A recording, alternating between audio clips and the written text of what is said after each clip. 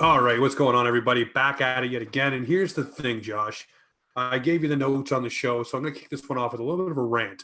It seems no matter what Kyle Dubas can do during this offseason, no one will be happy. He could have moved Matthews, Marner, Nylander. He could have went and signed Connor McDavid himself, and no one would be happy. Why? Because much like yourself, you said last week that you've moved on. You feel better. You're no longer upset. A lot of Leafs nations are still holding on to that loss, and they're not letting it go and enjoying the fact that we may actually have a bit of a better roster than last season. But no, you can't take the blinders off yet. Everybody's still fueled with anger, I guess, because it's so soon. Well, guess what, ladies and gentlemen? Buckle up, because in less than a month, training camps open, and there's going to be development camps going on and everything for your team.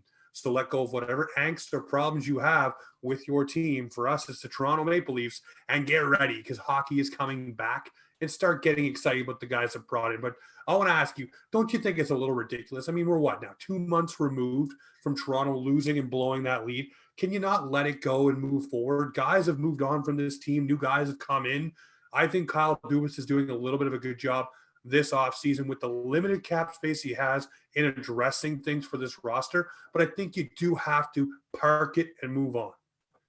Yeah, like you said, people are giving Dubas a hard time, saying he can't do anything right. I just look at the signings he made in free agency, and he got Curtis Gabriel at 750,000, Bunting at 950,000. You got a couple others of note: Richie at 2.5, Mrazek at 3.8. The total signings he had for guys that will definitely be on the roster was 10.7. That's replacing Hyman, who was at 2.25, Bogosian, who was at $1 million, Anderson was at $5 million. You lost Foligno, who was making 1.4. Nash was at 2.75, and Thornton was at 750,000, and that total was 13.15 million. So I think they brought in some better guys who fit the roles way better on this team, and you're also saving a little bit of cap space. And one of the things that was kind of hurting Toronto this year was, and we saw it against Montreal, when Tavares went down, there was no next guy up. Yeah, Nick Foligno could have done it, but he was playing injured. So they didn't have that guy because injuries hit them. That's what happens when, and there's no undoing it now. They got 40 million wrapped up in 4 players, essentially. Got half the cap wrapped up in those 4 guys. Get over it. It's happened. Dubas has made these moves because that's what's going to happen. Curtis Gabriel's going to slot into this team. Michael Bunting's going to play a great role on this team. I think Nick Ritchie's going to have a fantastic season on the top line with Matthews and Hart. Well, let's pause on Nick Ritchie for 1 second here. Yeah, for sure. I'm going to read you something. You've probably seen this too, and a lot of people probably have. Maybe some haven't. So, player A, 15 goals on a line with Matthews and Marner. Player B, 15 goals on a third line and secondary power play unit. What player got more money? Zach Hyman at $38.5 million for the same 15 goals that Nick Ritchie scored in a lesser role with lesser talent with the Boston Bruins. Now, is Nick Ritchie going to be Zach Hyman, digging out the pucks, high energy, driving the net, all of those things? Maybe. But he still scored 15 goals, the same amount as Hyman with lesser talent. So if he gets a chance to sniff at that top 6 to be that more physical player, is he going to have the opportunity to score more goals, much like Zach Hyman? And this guy is younger than Hyman as well, with less injury history as well. So I think getting this player who was touring around, the Air Canada Center or whatever you want to call it, Scotiabank Arena, he went in, checked everything out. I think the Leafs had their eye on this guy, and that's why Hyman to them wasn't a huge concern, because they knew they had to address more holes than one. But you go and you sign this guy who had the same output as Hyman last year in a lesser role. I think it's an absolute no-brainer. And the guy's physical, can scrap the boot just like Hyman. But I like the fact that he's younger and the injury history is not there as it was with Hyman with the knees, like I told you last week. That is a huge concern to me. But what do you think? Nick Ritchie, you look at the 2 contracts, obviously you're going to go with the one the Leafs signed. You have to. Yeah, that's the thing. Like, I look at Nick. I'm a huge stats guy. I don't know if people know that about me. Like, I like the numbers and all that. Nick Ritchie, he's been interesting. I think this was a really good value signing for the Leafs. He was just under, like literally just under 1 expected goals per 60 minutes played. He came in at 0.99 expected goals per 60 minutes. What that means is for every 60 minutes he plays, he scores a goal. It's a pretty interesting stat. So he actually got over his expected goals last season, and he still shot 9.6 below average. So that means he is due for a season. Like if you look at the stats and the curve and all that, he's found the breakout, and he only also shot 8% last year, and it's on the low end. It's on the high end of a low average, but he could be doing a lot better. And if you look at the average shot distance between him and Hyman's average shot distance was, I think, 31 feet, whereas Nick Ritchie's 27.6 feet. So he can get closer to the net. You know, I just think he generates more offense than Hyman does, even though Hyman would get dirty in the corners. I'm not expecting Nick Ritchie to be Zach Hyman. Nobody can play that role Zach Hyman does, but I want Nick Ritchie to be the Nick Ritchie that the stats indicate he can be. And if the Leafs can get that guy in a line with Marner and Matthews, then it's going to be amazing, because Marner and Matthews are going to be around the net after this guy could take a shot. And I have it here somewhere. 18% of Nick Ritchie's shots generate a rebound. That's that's fantastic. That's at least, if he takes 4 shots a game, you're looking at an extra goal that lead to an extra rebound that leads to a goal. That's just what I'm saying. You look at the players that'll be around that net too. If he's on a line with a Matthews and a Marner, you tell me they're not going to bang in a couple pucks, a Nylander or Tavares. I mean, the opportunity is going to be there for Nick Ritchie, as well as it will be for Bunting. I really do think Bunting's going to get a chance in the top 6. I know everybody's like, oh, well, he came off of the AHL squad, came on to the Arizona squad, scored those 10 goals. It's not a big deal. He doesn't have a huge sample size. Well, guess what? He's another guy that wants to play here, B has the opportunity to probably play in a top 6 role and get some good minutes on the power play as well. And I do think he will drive the net and do all of those things to add energy to this squad. And I think if you look at all of the signings, all of these guys, outside of, I think, of Andre Kasha, or however you say his name, I think are energy guys that you want to inject into your lineup that add that element of, hey, I'm going to drag you into this fight. You look at Wayne Simmons. Last year, I talked about him. I talked about Thornton. I talked about Bogosian. I talked about Muzzin. You need all these guys sprinkled throughout your lineup, and now you have the opportunity to do that on every line. Nick Ritchie, Bunting, Curtis Gabriel, you name it. You can go through Wayne Simmons. So all be on different lines, and you can add and infuse some energy. Now, if you want to go and piss off a team, why not toss out a line of Curtis Gabriel, Wayne Simmons, and Nick Ritchie and just go ahead hunting? You want to go and get somebody, want to go throw some hands. That's the line you can do. You have the ability now to do that, to make sure you maximize the opportunity to go after someone if you need to. Yeah, for sure. I mean, if I've just been going off the consensus of what people think, and they're saying Ritchie's going to play on the top line. If I'm Dubas and Keefe, I'm not putting him on the top line to start. I'm putting Bunting on the top line. He's got 1.15 expected goals per 60 minutes, which is fantastic. He scored 10 goals in 350 minutes, which was, I think it was like 6.8 goals over what he was projected to do, which is amazing. His average shot in front of the net was like 16 feet or something like that, and only 16% of his shots were frozen. So you're looking at rebounds. You got guys to bang it in. That's a guy for me who can play on the top line, but that can also slide down to that third line because he's around the net and willing to work to put it in. There's not, like you said earlier, there's not too much of a sample size with him. So it'll be interesting to see what type of role he does pan out to play. I just think these guys, they have to go bargain bin shopping, and I think they got the best bang for their buck for what they spent. I don't really hate it. I didn't really hate any of the signings, to be honest. I look at a guy like Andre Kasha, and I look at the injury history, the concussion history, all of those different things. And with the players they have throughout this lineup, maybe you give him a load management kind of season where you put him in where you think this isn't going to be that physical of a game, or you put him on a line, whatever. I don't know if they're going to protect him from that kind of stuff. But if you look at the players they brought in for the physicality, it looks like this would be a player that could benefit from some of that. But at the same time, with those concussion histories, you really need to make sure you keep this guy away from those type of hits and type of plays. And I don't know about you, but the NHL, I know it's not shifting back to the I'm going to knock you out and have a grinder or a scrapper in your lineup, but it's definitely leaning more towards the physicality side of things, like the hitting and the grinding it out and all those things. That seems to be where the NHL is going now with the speed. So I think you need to Tom Wilson it, basically. Speed, be able to score, hit, grind, be greasy, not like Tom Wilson, but I'm just saying that ilk of player is getting higher value. And you look at what the Leafs went and signed in Nick Ritchie and Curtis Gabriel and Bunting and things like that. Those are players that now can do those things in your lineup that a Tom Wilson or to Chuck or all those guys can do as well. But I really want to focus on Andre Kasha for you. When you see this guy come in, he was highly coveted from Anaheim. Boston spent the first round pick to bring him over. Obviously, injuries have played a huge factor. Do you expect a lot coming out of Andre Kasha for the Toronto Maple Leafs? For me, I'm expecting 15 goals, maybe 10 assists on a load management kind of season with this guy because with those concussions, I know the Leafs are going to take it super slow and super cautious. And this might be a guy that might be your secret weapon come playoff time. I don't know. I don't know about this guy. It's a tough one to say because there's not too much sample size on him. Like he played 3 games last year, I think. Zeros across the board. No, in his career, he's played 207 games, 43 goals, 54 assists for 97 points. So he's about a half a point per game. He's a +10, which plus minus is kind of a weird stat.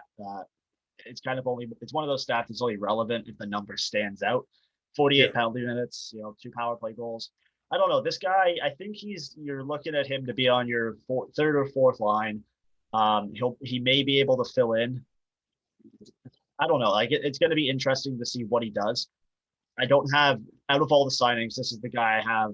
I don't want to say low expectations, but I don't have any expectations for him because I kind of just want to see what he does in the first third of the season, maybe the first quarter of the season, and then go from there and see how they can use him in the lineup because we're bringing in all these new signings and I think people are forgetting that we have some Marlies who need to come up too, right? Like we're going to talk about those in just a second for sure. Yeah. So those guys still got to come up too, and they could overtake their place because it's depth that the Leafs need, and they've signed some depth players. So as for Cash, I'm not quite sure what his role will be on this team, but I think if they let him play his game, then he could fit on this team quite nicely.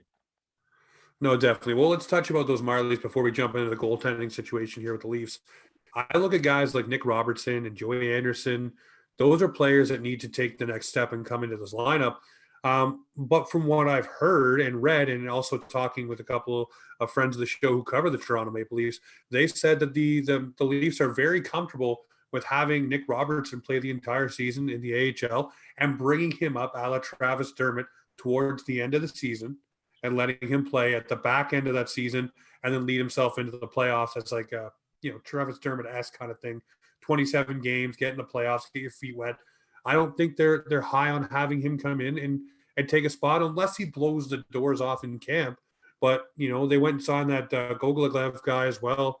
Another player that could come in and make some noise for this team. A lot of people are very high on him. But it seems like outside of Joey Anderson and maybe Mac Hollowell, there's not a lot of buzz around the guys from the Marlies challenging for a huge spot outside of Sandy and Liljegren, but I don't consider them Marlies. I consider those guys that should be with the Leafs right now. So I look at the players that I'm mentioning and saying these are the guys that I think that should be up. I do think Nick Robertson should be in the top 6, but I don't think the Leafs feel that way. And from what I'm hearing, they're completely comfortable with him riding the AHL for one more year. And I want to know for you, do you feel like that's going to stagnate Robertson's growth, or should he go down there and dominate while they have all these players up here and then bring this guy up when he's a little bit more heavier and ready to go?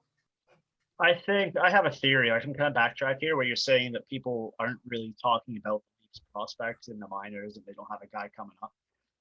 When the Leafs were bad, all we would talk about is, okay, who's the next guy to come up because this team sucks, like before the Matthews years. So you focus on the minors to see who you have there. We're not focusing on the minors anymore and the prospects because we can focus on the main team and be happy with the product. So we're not looking at the Marlies to see who can come up next because we already have those guys in the NHL. So that's kind of my little theory on why there's not so much talk around the prospects. As for the prospects we have, I think we have a couple guys in the minors who are NHL or if not almost NHL ready. Amirov's probably a year away. Pontus Holmberg, I think he could probably fill in if you have to. Robertson, I think he's got to be an NHL player next year for me. You have to do it. Mikhail Amirov, maybe 1 or 2 years away. Joey Anderson's shown he can play in the NHL. You got SDA. I'm not even going to attempt to say his name because I'll screw it up, but he's probably 1 or 2 years away. And then on the defense end, Liljegren, he's got to get a look this year because he's an RFA in 2022. Buck Hollowell has shown that he can play. And then they went and signed Carl Dahlstrom and Alex Biga. So those guys are going to be challenging as well. So I don't like when people say that we don't have players in the minors, because we do. We just haven't gotten a look at them because the talent pool on the main roster is there. Well, for me, that's what I'm saying. I'm saying Yeah. we're not going to get a look at them because this team has already done what they need to do up top. And it's going to be a battle for these guys. And that's why I mentioned Joey Anderson to me, because that's the closest player I could see that would fit a role in the bottom six and wouldn't take away from the skill set of being in the top six. If you look at Robertson, he needs to be playing with players of his own ilk, like a Matthews, Marner, Tavares, Nylander. He needs to be playing with those kind of guys. I don't think sitting on the third line with Kerfoot or Spezza, is really going to benefit his game unless you can specifically use the home ice advantage and line up match the hell out of it and get him on the ice against fourth lines and third lines to boost his confidence. But then you're line matching and then you're trying to get him out there just because you want him out there. Yeah. So, I mean, that takes up a roster spot to me that could be better suited for one of these guys we've been talking about for the past couple of minutes. And that's why Joey Anderson to me is so much more closer to getting in the lineup, because he will fill in that bottom six role, probably can play on your penalty kill and do those kind of things you would ask of him.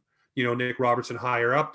Timothy Liljegren, for me, I'll tell you right now, this is make or break for him this year. If he doesn't make the Leafs this year, I think the Leafs, I don't think they're going to cut ties with him. I think they'd be more than happy to keep him with the AHL, but I think he would want to move on.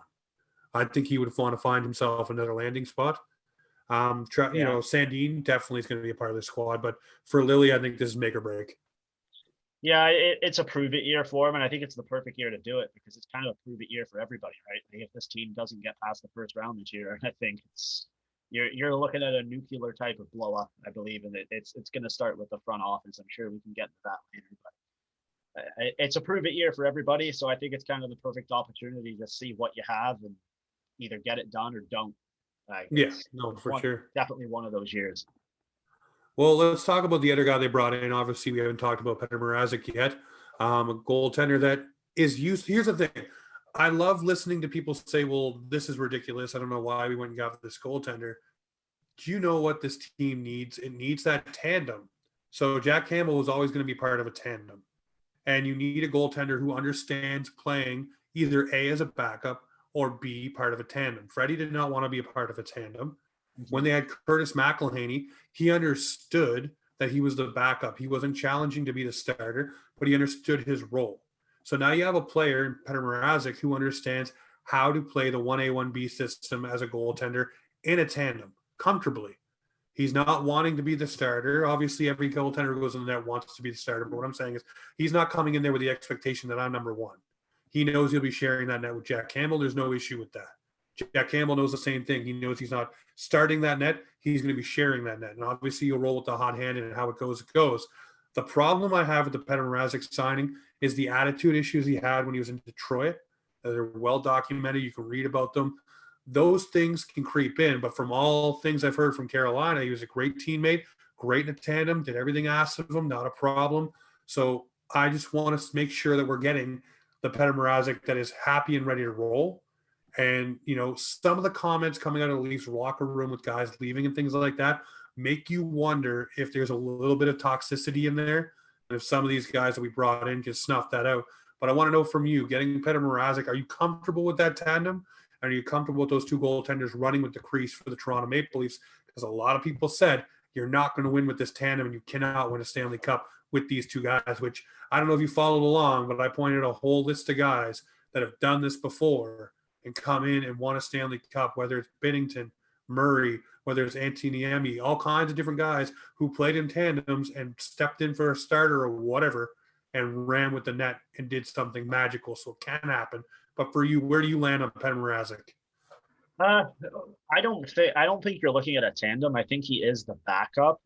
You might not see that for the first third of the season because I think they will want to get a look at both guys fairly. But like Mrazek only played 12 games last year. He had 23 goals against. his save percentage on unblocked shots, which I actually think is more valuable than block shots because you always get the deflection, it was a 9.57, which is fantastic. Which it was above his expected save percentage too, which is very rare to see in a goalie. His goals against average, which I believe is actually a team stat, was 2.21. So we'll see. He was 0.66 higher. His goals against average was 0.66 higher than expected. His wins above replacement was 1.19. All signs point to this guy being a successful goalie if they put him in a situation where he's going to be successful at. And I think that's between the 20 to 30 game mark, probably 25 to 30. And then you just hope that Campbell can do the other 50. We're going back to an 82 game season next year. Maybe you look at maybe you do a 41-41 split for the first season and see where it goes. But I didn't hate the Mrazek signing. Like, there were worse goaltenders out there, and you're not going to bring in a bigger name with the cap space you have. Just like, you weren't going out there to get Grubauer. That just wasn't going to happen. So I think Dubas does this a lot. Like, that wasn't even a name that was on my mind, and then it was probably one of the first signings of the day. And I see it, I'm like, oh, you know what? That actually makes sense. I like that. I don't hate it. So he's a decent goaltender. He's shown that he can play in the NHL, and he's shown that he can be, he can run with the net when he's hot. When he's cold, he's a very cold goaltender, but he does seem to snap out of it pretty quickly. I believe his longest losing streak was only like 5 games, which is pretty good for a goaltender. Yep. I mean, hopefully we don't see that, but he's had some hot streaks in the year. He looked pretty good in Carolina. I don't hate it. I think it's a great signing for the Leafs. He'll share the net with Campbell for the first start of the season, and then we'll just see where it goes from there. Hey, maybe Campbell goes, 11-2, and then Mrazek jumps in, goes 11-2, and they keep rotating. Yeah, and you know what? And I think that's the Leafs' plan. They just want to see what they have. They're going to have to see what they have for the first third of the season, because I don't think they know what they have until you hit the ice. It's going to be hard to tell until you see the boys in action. Well, one thing that the Leafs really wanted a backup goaltender for, or a tandem for, is if you look at the month of April going into the playoffs, if the Leafs do end up making the playoffs, which we hope they do, I think they will with this roster, they absolutely get slaughtered due to the schedule in April. So They have a lot of games, a lot of back-to-backs, a lot of on the roads. So having that tandem situation rolling at that point in the season may be very beneficial to the Toronto Maple Leafs, and hopefully injuries do not plague this team in goaltending like they did last year, but we shall see. But I want to ask you, before we jump off the Leafs and start going around the league a little bit here the second half of the show tonight, you look at the Toronto Maple Leafs front office. We touched on them a little bit there. This year here for me, I said it last offseason, but obviously COVID came in and kicked down the door and said, hey, we're not having a regular season. We're going to have a shortened one. This is the first full season for Kyle Dubas and the first full season for Sheldon Keefe. And by full season, I mean full 82-game season. Yeah, with together. Camp, with, practices, no black cloud of Babcock or anything else. Yeah. Hopefully COVID doesn't mess with it, but you get the full 82-game scope. This is their season. And it sucks to say this, but this for them is a make or break season. They get one full season to show, hey, and I'll say this, Sheldon Keefe last year, the defense took steps. They were a better defensive team last year. So now he has even more time to work on the power play, the penalty kill, more time to work on that D, more time to get that core structure that he wants in with this team over that 82-game season. So hopefully those strides keep being made and they take the next step in the playoffs. But I look at this season for Dubas and Keefe and say, hey, if you guys don't get it done or this squad doesn't get it done, everybody's rolling. And I don't think Dubas is safe. I don't think Keefe is safe. I don't think Brendan Shanahan is safe. Yeah. I think it'll be, again, a front office scorched earth and they bring in something different. But for whatever reason, you look at a lot of teams when they get to this point. Washington, I look at them. I look at the who else? Washington, St. Louis, you name it. Teams that get their team pinned back against the wall and it says, well, this is the end of the year. This is it. So if they don't win this year, they're going to blow it up. We're going nuclear. Those teams went out and had good years, went out and had good success in the playoffs and seemed to put it together. So we'll see, because this is going to be the most pressure-filled season for not only the players on the ice, but everybody on that bench and everybody in that front office, from Dubas to Pridham all the way down. This is going to be the most crucial season for all of them, and everything has to hit. Every deal you've signed, every player you've backed, everything has to come to fruition this season. Otherwise, I think they're all walking out the door. And I think one of those core three, as I call it, because it's not the core four, 6'9" for Willie Nylander is not a handicap deal for what he brings. One of those three players on the $11 million deals will be out the door. And I do think it will be Mitch Marner. I think it should have been Marner this offseason, but that was probably my emotions getting the best of me.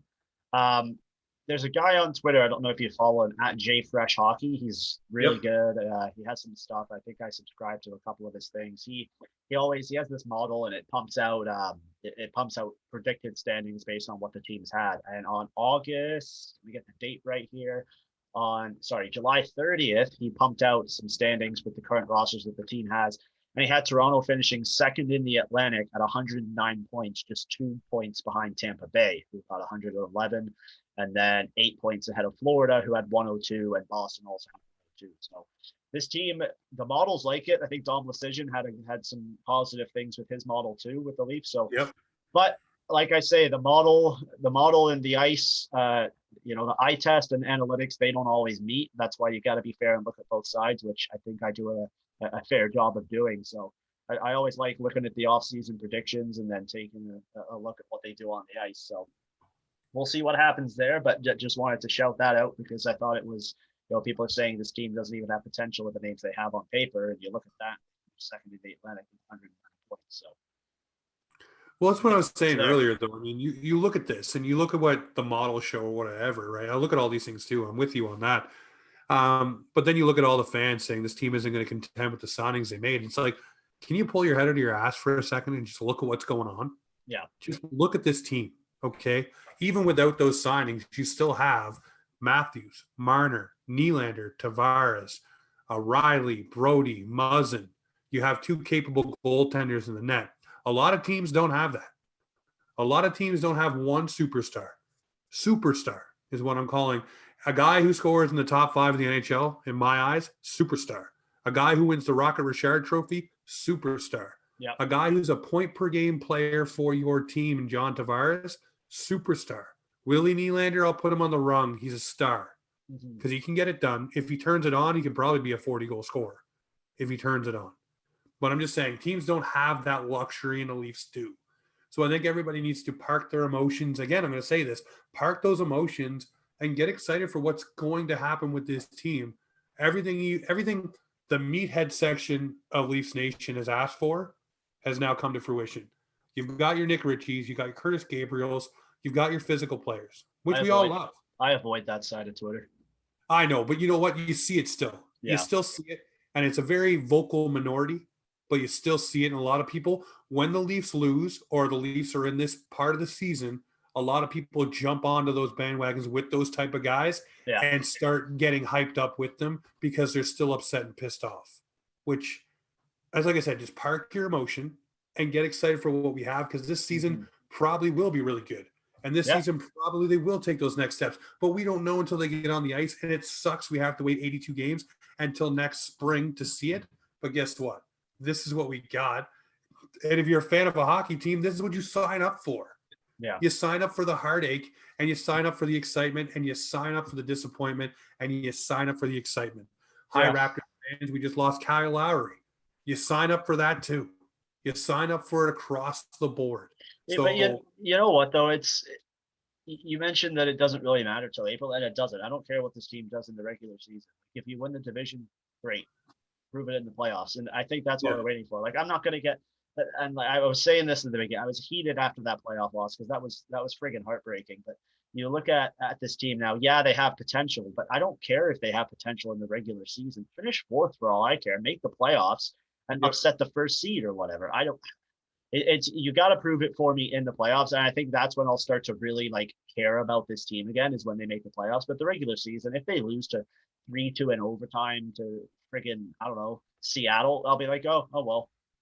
Get it done in April, like it's and that's what this team's done. And I think a lot of fans feel that way. I mean, I say that now, but then I'll be, at the Scotiabank Arena, had a couple beers, and Marner gets the stick in overtime, and I'll be the happiest guy on earth when he scores the goal. But As for now, level-headed Coach Josh is saying, I'm not that excited. No, I'm excited, but I won't have as much investment See, in the regular the benefit season. I had here is you know what? I took a break. I took a break from it all. I didn't do a podcast, didn't do videos, didn't do TikToks, didn't do nothing. Mm-hmm. And then I came back to it. I took a pause. And my excitement's there because you know what? I'm like a kid in a candy store. Every time there's UFA, I can't wait to see what the Leafs are going to do. Can't wait to see what this team is going to do on the ice. I want to plug it all into NHL, whatever version you're playing, and seeing how it performs on the models when I'm playing with it. I don't care. I want to see it. I want to enjoy it. Yeah. I want to. This is an outlet. This is something you do to get excited about. Like this podcast is an outlet to vent when you're pissed off about the Leafs and have some fun talking about it. And now look, we're laughing and smiling about it. So for me, the Leafs are a zone where you come in, you can be pissed off, happy, angry, mad. Doesn't matter your emotion. You're still going to enjoy the team when it gets on the ice. Everybody is. We'll all be amped up opening night. We'll all want to know who's in the roster. We'll all want to know who's starting in net. You know, you can't tell me you don't want to know those things. So, Yeah. you know, it's all going to come back to that point when it gets to that point. But right now we're in the dog days of summer. So everybody's going to be, like I said, jumping on with Meathead Twitter for the Leafs Nation and just banging their drum that this sucks and this team sucks and everybody sucks. But come game one, everybody on the Leafs will be the biggest king in the city because that's just the way it goes and the way the cards fold. But hey, we're going to move on from the Leafs because obviously we got to get around the NHL. So we're going to make this easy. I want to ask you, Josh, I want to get your 3 teams you think that are the most improved this offseason just by the moves they've made. Oh, wow. I don't know why I'm thinking about this. I have it written down. So number one, I thought the Kraken had a great free agent signing. Like they didn't have a great expansion draft, but their free agent signings were pretty good. They got Philip Grubauer, you know, Vezina finalist last year, 1.95 GAA, 9.22 save percentage, nothing to, you know, frown at. And they also have Chris Drieger to a 3-year, $10.5 million deal. That's a pretty solid goaltending duo. And they also got more scoring depth, which they didn't have after their expansion draft. You know, they got James Schwartz and Alexander Wenberg. And then they also added Jamie Alexiak, shout out to his sister who's doing fantastic in the Olympics right now, and Adam Larson. I think they overpaid quite a bit for Alexiak, but he's going to add some size to that lineup, which they already had. It was a good day. It was a good couple days for that team. They did really well. But I think the most important thing is they added the things they needed, but also left themselves with around $16 million in cap space. So they're going to be looking at the trade deadline. I think the Kraken are approaching this the right way because they're in a weak division. So either this team runs hot for the first half of the season and then they approach the trade deadline and they can decide, okay, we're all in. And now they have $16 million at the trade deadline. Or they can say, oh, you know what, we're not quite there this year. And then you still have $16 million for the next free agency, probably plus some because you get rid of some guys. I liked what they did. My second team that I think did well is the Devils. They needed, you know, bottom line, they needed an elite defenseman and they got one in Dougie Hamilton, 7-year contract, $9.5 million per season. I thought that was about $2 million over what he deserved, but you always get overpaid in free agency. He's a great skater too, so he'll do well on that team. And they also added more goaltending. You know, they got Jonathan Bernier, 2-year deal. You know, adds some experience. Who's their starter? Mackenzie Blackwood now has a reliable backup. So I didn't hate that signing because Bernier had some pretty good numbers on an absolutely terrible Red Wings team last year. So we'll see what happens there. And then I thought the Kings had a pretty good UFA period too. You know, they got Philip Deneau, they got Alex Edler, and they got I always mess up his name, but Anastasio or whatever it is. Andreas Anastasio. So I think the Kings are going to be a force to be reckoned with this year. They kind of remind me, they're like a Senators heavy version because I think they're going to be better than the Senators with their young talent. But,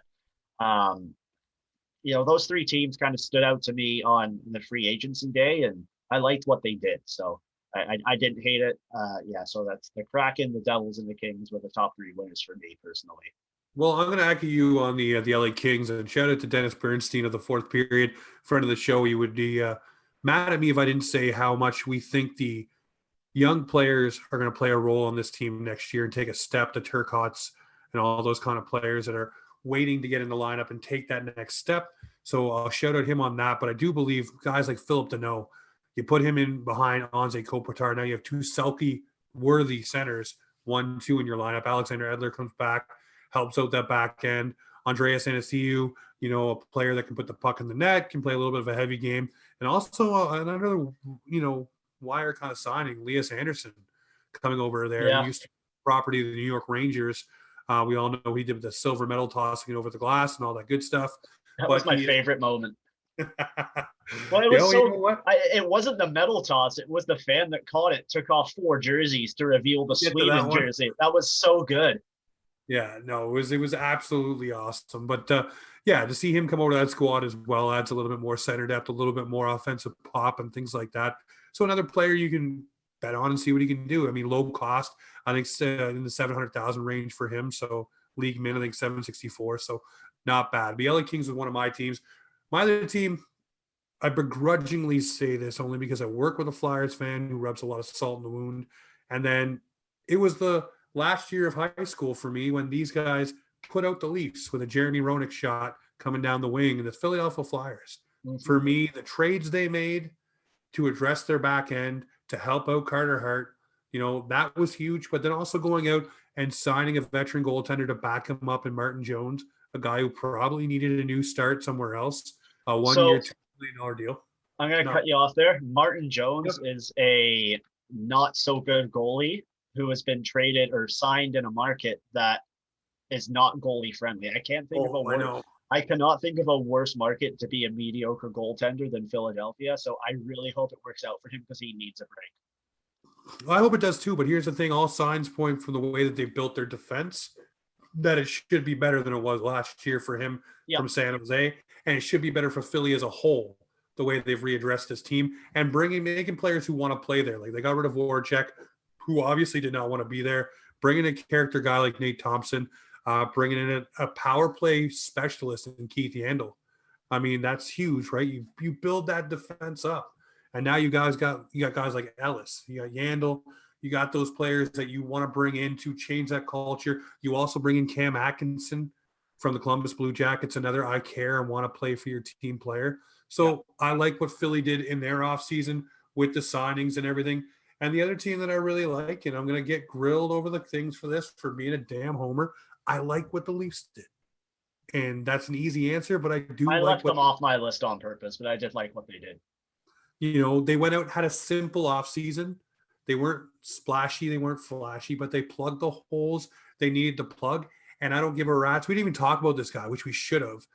I think that your third line center is going to be Kampf, and he's a defensive center. He's going to win you draws. And when I think of defensive centers, I think of Mike Zigomanis, a guy who can win the draw, a little bit physical, a little bit scrappy. I think of Yannick Perreault, guys like that who can win the draws back in the day with the Toronto Maple Leafs. I look at this guy and say, Samilk can win the draws, played against the top offense of the other team when he was in Chicago, was looked upon for penalty killing stuff, can be that guy that'll help you out.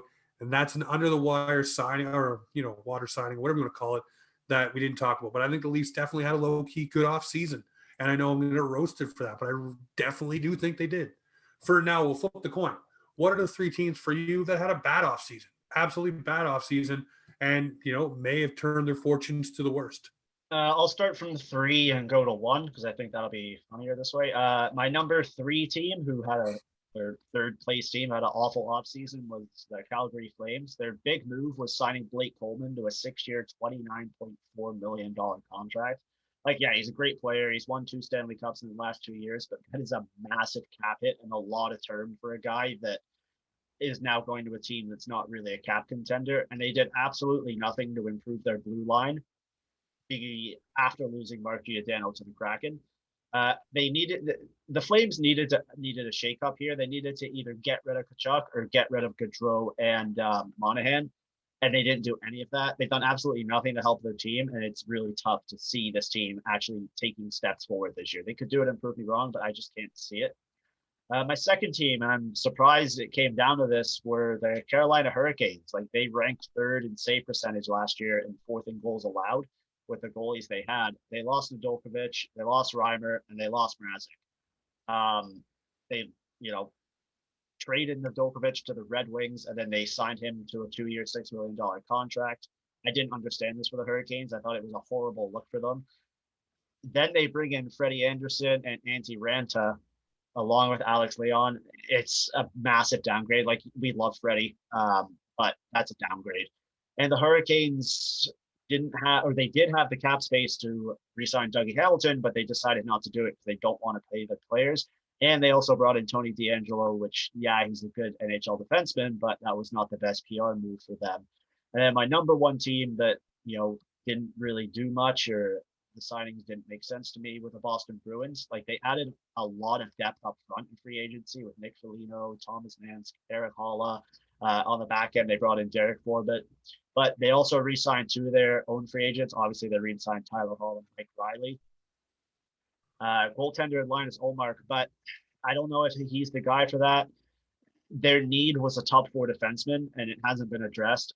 Along with David Krejci leaving the Bruins and going back to Czech Republic, which was a family move for him. They don't really have, any guys in the system to fill his role. Foligno was beat up. Charlie Coyle is going to be a third line center. I don't really know what's going to go on with this team. I don't think they have guys who can step up and fill the role. Like, they'll probably make the playoffs, but I just think the Bruins could have done a lot more. Instead, they decided to stick with their guys. So I thought the Bruins had more potential. Sure, their signings may have been great, but I expected more from Boston, and they didn't deliver. And I was kind of disappointed by it, which is why they're number one on my list. I'll get heat for that, but I don't care. Well, I'll go from 3-1 as well, and I will say I'll echo you in the Boston Bruins. This smacks of the fact that that Tuukka Rask will sign a deal once he's healed up from his hip surgery and back with the Boston Bruins. But for me, Linus Ullmark, man, I don't know if that's going to carry you to a spot in the playoffs. Mm-hmm. And will the hole be too deep by the time Rask comes back for this team to get there? And hey, let me remind everyone that Bergeron and Marchand, they're not exactly getting any younger, especially Bergeron. I feel like we say that every year, though. Yeah, but you know what? Father Time eventually catches up to guys, and this will probably be that year, because you don't have the goaltending, so now you have to play a little bit harder. You have to score more goals. You have to have more goal support than you're used to having to have. I know you have Pasta and other guys and Taylor Hall to score goals, but I don't know, man. It all starts from that net. And if you can't stop the puck, you're not winning very many games unless you have one of those top-flight Connor McDavid type guys, which last I checked, there's only one in the league. So he's only on Edmonton and not the Boston Bruins. So, yeah, they rank third for me. The other team, I'm going to echo you again. It sucks we have the same list. Carolina Hurricanes. And for me, it's not just losing the goaltenders, which blew my mind. That was crazy. You should have kept that young goaltender and signed Ranta, but instead, for whatever reason, you were married to the idea of signing Freddie Anderson. He was linked to them for other trades, so they wanted him. So they went and they got their guy, I guess, and that's what it is. But for me, you've built a brand here. You've built such a thing with this Carolina Hurricane team. A bunch of jerks. Everybody rallied around you. Even us. We didn't like another team, but hey, what you did was cool. The end of the game with the claps and all the different things they did, they brought new energy to the game. But then you go and get someone like Tony DeAngelo. I think that just takes a hit to all that credibility and all that stuff you built up, all that goodwill goes out the door the second you do something like that. And I don't care how they spin it and how that player spins it or how the GM spins it or whatever Rod Brindamore can do to rehabilitate this guy. It's not going to matter. It's what's already happened. You shouldn't have brought him in. And the reason why you brought him in is because you didn't want to pay Dougie Hamilton $9 million. You wanted to pay $1 million for the guy to do the same job, and you didn't care what it did to your brand, which sucks because you spent so long building that up and making it something that people were actually excited and proud to be around. Now that's taken a huge hit, and who knows where they go from there. But you look online, there's people saying they're not going. There's people leaving the team in the PR department and different departments throughout, just leaving and saying, thank you, I've been here for however many years, but I'm done. I'm done. And they're not being negative about it, but they're just saying I'm done. And you know that smacks of what happened. For me, my last team, though, we'll move away from that negativity right there. For me, the last team is the Vancouver Canucks. And I say this because I know you bring in a guy like Oliver Ekman-Larsson, and I know you bring in a lot of different players to help bulk out your lineup. Like you bring in Yaroslav Halak, to shore up the net position with Thatcher Demko. You do the Luke Shen signing, the Sutter signing, Tucker Poolman at that contract. I don't know. Same thing with Travis Hamonic. I don't know. That's a juicy deal, man, for players that, are now signed to longer term deals, and you have Pettersson to sign, you have Quinn Hughes to sign, you have these deals that need to be done, and to move those core players forward, you're also going to have to probably give Besser something else very soon. Yeah. I think the next couple of years. So now you've gone and traded all of these guys who are on expiring deals, which you could have set yourself up, which what everybody thought they were going to do, set themselves up for the future. And now you've brought in all these things. You've signed Connor Garland to that deal as well. The 4.95, almost $5 million per year. Then you bring in OEL at what? I think he's at 9, almost 9. Yeah, close to that. Or something. But you know what I mean? Like, to me, it didn't make sense. It smacks of a GM. And I say that word because I like the way it sounds. It smacks of a GM that is desperate. I said this last week. A GM that's swinging for the fences and doesn't care what mess he leaves for the next guy. He wants to win. And if Vancouver wins, then we all look like idiots and, they're the genius. But to me, this does not seem like you're setting your team up for future success. It's definitely for a now move. It's definitely a now move. And OEL probably won't even be the focal point of this trade. It'll be Connor Garland. But at the same time, this does not set you up for future. This puts you in a hole behind the 8 ball, whatever you want to call it. So that's why Vancouver, to me, is my number one team that I say, I don't know what you're doing this offseason, but you had the opportunity to have all the cap space in the world and be set up nicely to add to those guys that you're so coveted about. But now you've gone and spent that cap space other ways. Like, you didn't need to sign Tucker Poolman to that money. My only thing with the Canucks is, I think if I was to rank the teams from 1 to 32, I think the Canucks would be 16 for me, like right in the middle, because they kind of undid the moves they made last year that made them worse. So I kind of have to give them credit for that. But then they also made some moves to hurt them. That's the only thing I would push back on that. But other than that, I do see where you're kind of doubting the Canucks. But we'll see what happens with them. They have so much potential to be a fantastic team. And it's just, I feel like management threw it. You know what? The scary thing for Vancouver, Josh, is it all hinges on the health of Elias Pettersson. It's not even that. The most dangerous person on that team is Jim Benning with cap space, because he will just sign anybody he freaking wants, man. Like they need. I don't know how they don't have a guy in that room saying, Jim, do not answer that phone. Do not pick up that phone. Wait until day 2 or 3. You do not need to be offering this guy that contract. That's more than he should be made. And Jim's there like, I know it. I'm going to go dye my hair jet black like freaking Paul Bearer. But I don't know. It's just something that he's a fantastic, like, he's a really smart hockey mind, but he is not a good GM. No, and I mean, that's what it'll go down. But that's why I said this year for him, it's the desperation is what's coming to this. Yeah. That's desperation. Right. That's what it smacks of. It's huge desperation there. And but I want all Canadian teams except for the Montreal Canadiens to do well. So I really hope the Canucks figure it out. Yeah, as long as they don't affect the Leafs, I'm good with that. Oh, yeah, the Western Conference teams, go ahead. Yeah. Montreal and Ottawa. I had Ottawa. Sorry, Mr. Trottier. I know you're listening. PA voice for the Sens, but I do not want them to do well. I do not want them to finish above the Leafs. They're annoying enough as it is. But to move on to some other stuff around the league here, we got a few more things to get to before we wrap. Evander Kane. Mm-hmm. He was a story in Winnipeg. He was a story in Buffalo.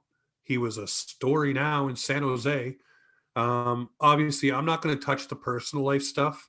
That is, divorces are messy. Things get said. That's not for us to disseminate and pick apart and figure out. That's not for us. But I will say, the looking into the match fixing or gambling on games, his own games, that is huge. That is something that I hope they get to the bottom of, and I hope he didn't do it. You look at Robin Leonard coming out and saying, what he said, not in support of Kane, but just saying, hey, listen, people go through things and they need. It was I liked what Leonard did, because I don't think he was taking sides, but he was kind of giving a perspective on, hey, like don't shit on the guy until it's been proven. Well, that, and also he's saying that he needs help, right? Yeah. He needs help. He doesn't need to be smacked down anymore. He needs help. Yeah. He's at the bottom. Like, you can't keep smacking him down. You have to eventually lift the guy up and start helping him in the right way. I get that. But here's the thing. like, again, personal stuff aside, the match fixing, the betting on your own games, that's I don't know what they're going to do if he did do it. Is he indefinitely suspended for life? So he would actually go to prison because it's a federal crime. So there you go. So obviously he's come out and denied it. I forget who it was who was his teammate or someone who was very close to him said that he would be very shocked if that's what happened.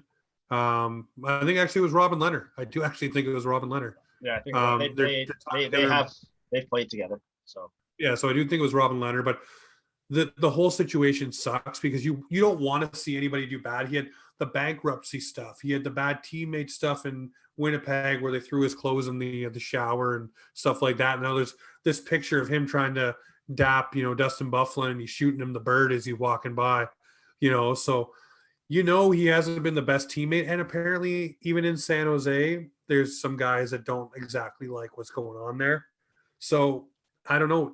If this doesn't get wrapped up before the beginning of the season, I'll ask you just one simple question about Evander Kane. Does he touch the ice?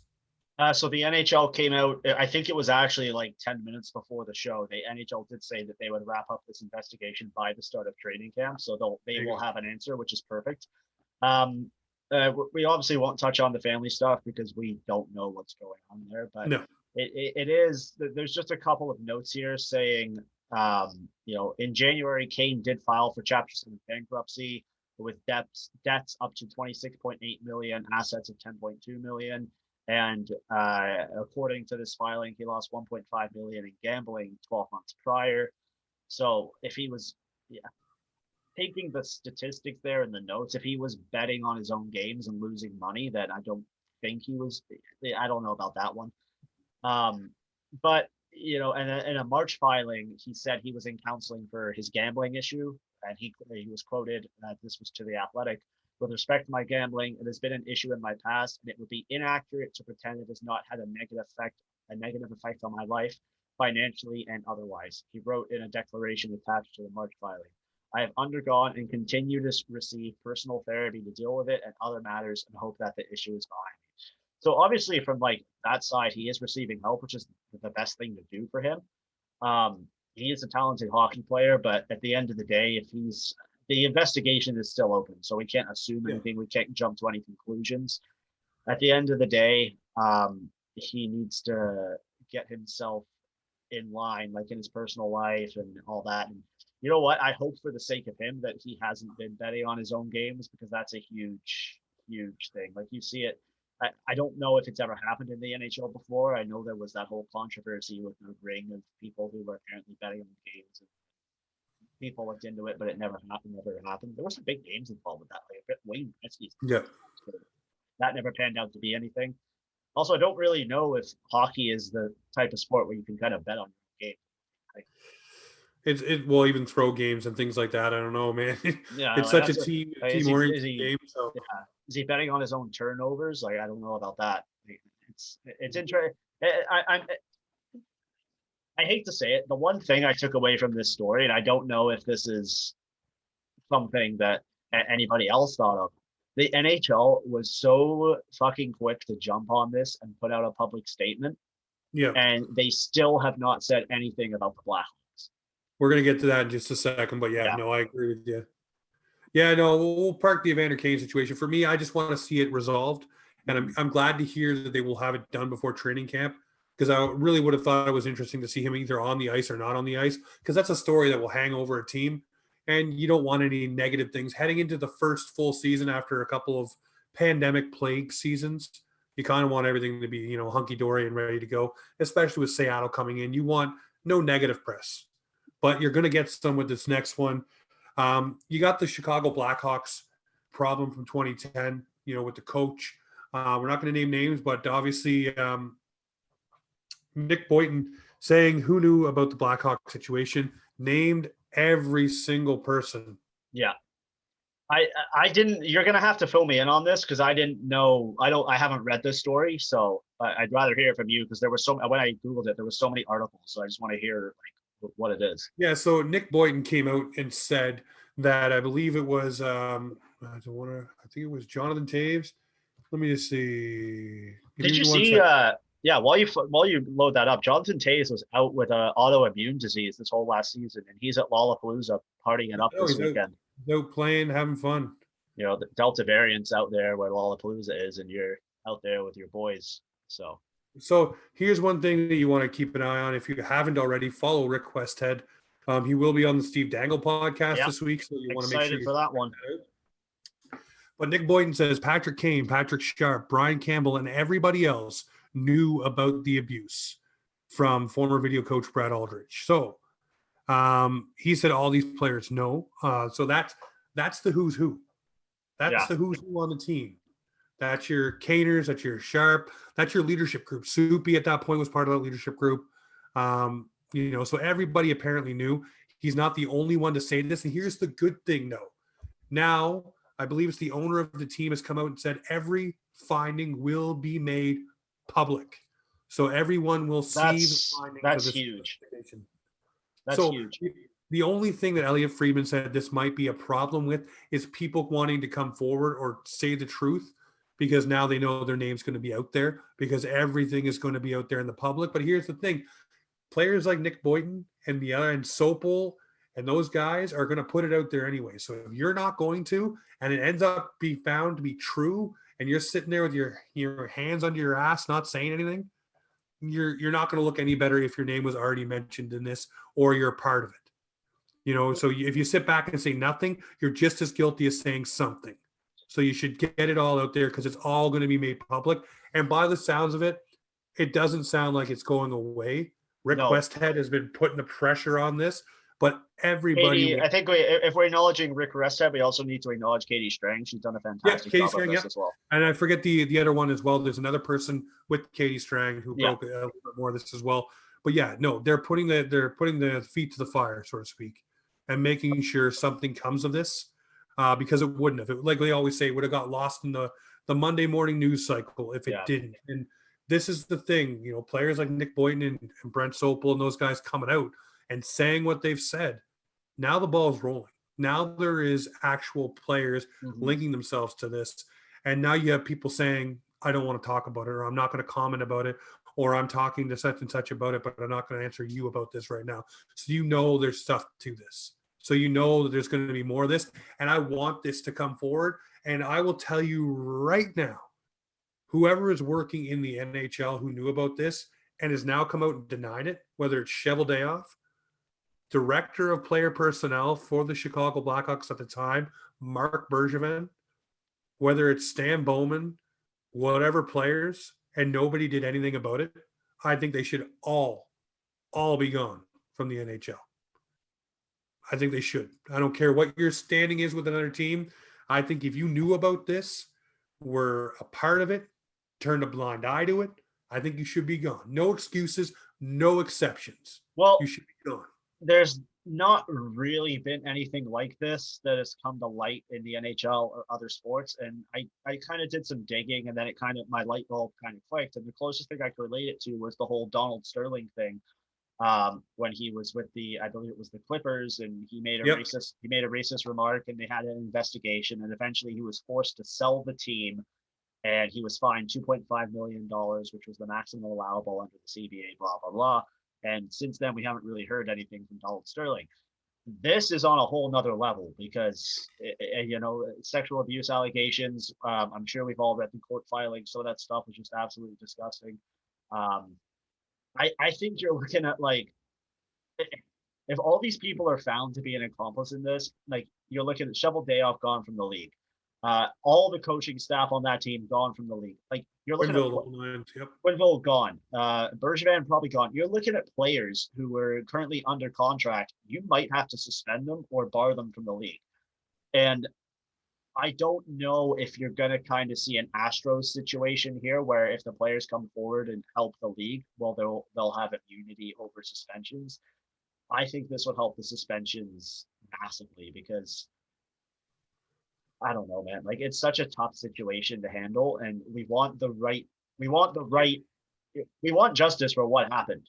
I just don't think, under the whole NHL and the culture of hockey, which needs to change, and it is slowly changing, it's going to happen, because It just never does. It never works out. I hope it does this time. I hope we see a massive overhaul in all these, people that are still in the league, all these players that are still in the league, and they tried to hide it. I'd love to see if any of these players actually ever spoke up to someone with the PA or with the league, and if they were told to shut up and it'll be handled. But we'll see. I don't know. We can't really comment on it too much further because nothing else has been released, and there's no, it's not right to speculate on something that hasn't been closed. No, it's not. But like I said, the only reason why I'm saying what I'm saying is if there is, and this is found true, there has to be a precedent set here. But I've heard this one from a few people who are working on this and are part of this. This is the tip of the iceberg for things that have gone on. Oh, this 100%. is the first one. And once this one starts to roll and this one picks up the traction and things are done with it, I believe you'll hear and see a hell of a lot more. Look what happened with the coach. What was the Calgary's coach? I don't remember his name now. He's coaching in KHL. I know who you're talking about. Coach Carolina that went over to Calgary. Yeah.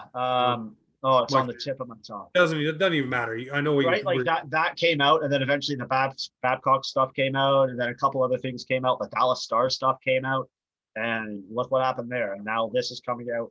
It's going to be weird to see. It's going to blow up. Yeah. It's going to blow up, and it's going to be a whole bunch of other different things.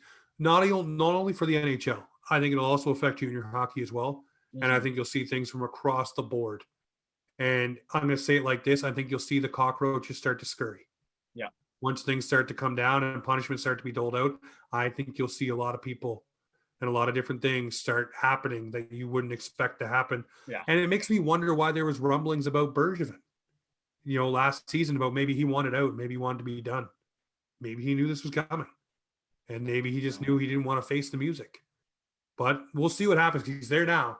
Yeah. So we'll see what happens. But speaking of the Habs, and this is how we're going to close it out, you look at what happened with the Logan Malous drafting and stuff like that. We all wanted to see what Molson was going to say and the Montreal Canadiens with a statement. I don't care what anybody says, and I had a back and forth with a prominent, Scotian Canadian guy who does the Habs stuff. Shout out to him.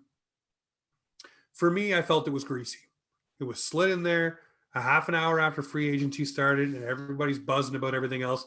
And I had people point out, well, then, it's a great time to put it out there because everybody's on social media and everybody's paying attention. No. They're not paying attention to that. Yeah, that was a news dump. You tried to bury it in all the free agency signings. It didn't work. You got caught. Yeah, I thought it was greasy. I thought it was the wrong way to handle it. No, the only way to describe it was fucking pathetic. Yeah. Well, it was just like you just said, it was a news dump. Yeah. What they needed to do is they needed to release that by itself the day before free agency. That in that middle ground right there, just drop it and put it out there and make the statement. Is what they said in that statement, was there some good in it? Yes, there was some good in it. We talked about the victim last week, but it was the wrong way to do it. What kind of pissed me off about the statement was the guy said if he was at the draft, not the guy, Jeff Molson said if he was at the table, he wouldn't have made that draft. Dude, you own the team. You control everything that team does. Don't tell me you didn't know about this shit before. Don't tell me you didn't know who your GM was going to draft. You're full of shit. If you had PR pieces in place already, you knew. Yeah, everybody. You fucking knew. So don't go and do that. Don't say that. That's just trying to save face is all that is. Joke. Sell the team. It's ridiculous. I didn't like the way that was done, but hey, I look at it like this. I said it last week and I'll say it again this week. All I want is that young lady to have the resources to be able to have a normal life. Yeah. And they did say they were going to help her. Yeah, no, that's the one thing I took away from that. I was absolutely thrilled to hear that, but I want to see the receipts. I want to see that it's actually happening. Yeah. And I want that person to take those steps. But like I said, no matter what, the shadow of Logan Malou and what he did will follow that person for the rest of their lives and their family. Yeah. It'll always be there. But hey, this show here, it is on Mondays. We drop it probably on Tuesdays. Well, hang on. We can't finish on that note. We gotta finish on a positive note. So we are going to finish on a positive note. I was just letting people know when this is going to drop, so they can actually start listening to it when we're on a regular road to. we got a positive note here. For those that have been paying attention to the Olympics, Canada with a massive 1-0 win over the U.S. Woo! women's team, moving on to the gold medal game against Sweden. That will happen at 10 p.m. our time Thursday night, which will be, I think, 11 a.m. in Tokyo. The time difference is totally screwing up these Olympics, but congratulations to the Canadian women's soccer team at the Olympics. And some personal news, tied the knot yesterday. Your boy's married. Official ceremony will be on September 4th, but we did the paperwork yesterday and it was really anticlimactic. So now the title of this episode is Josh got married. Period. Go for it. Go ahead. That's the title right there. You heard it here first. Ladies and gentlemen, Offside Hockey Talk in your ears. Monday nights, hopefully up by Tuesday. And hey, this is Offside Hockey Talk where hockey comes to talk.